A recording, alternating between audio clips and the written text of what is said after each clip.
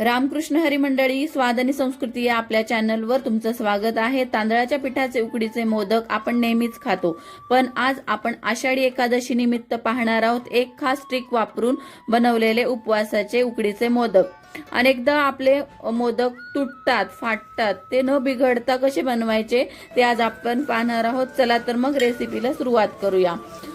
आपण जसं सारण तयार करतो ना, खसखस न टाकता आपल्याला उकडीच्या मोदकाचं सारण तयार करायचं आहे। इथे मी 2 वाटी खोबऱ्याचं किस घेतलेला आहे, त्याच्यासोबत 1 वाटी गूळ घेतलेला आहे आणि त्याच्यात वेलायची पावडर टाकून आपण चांगलं परतवून घेणार आहोत।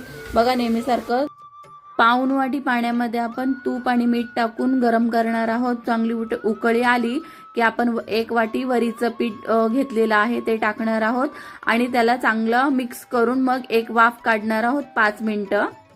घरची पीठ आहे ना, त्याच्यामध्ये 2 चमचे आपण साबुदाणा आणि 2 चमचे आपण राजगिऱ्याचं पीठ टाकलेलं आहे। त्याच्यामुळे पीठ बघा किती छान मऊ आणि चिकट झालेलं आहे। त्याच्याने आपल्याला चांगला गोळा मळून घ्यायचा आहे। बघा किती छान असा मऊ गोळा झालेला आहे। त्याच्याने सहज आपल्याला मोदक तयार करता येतील असा गोळा आपण मळून घेतलेला आहे। त्याच्या आता आपण छोट्या छोट्या पाऱ्या करून घेणार आहोत आणि मोदक वळून घेणार आहोत। ना कुठे फाटत नाहीये, ना कुठे चिटकत नाहीये, हातालाही चिटकत नाहीये। सारण भरून आपण मोदक तयार करणार आहोत।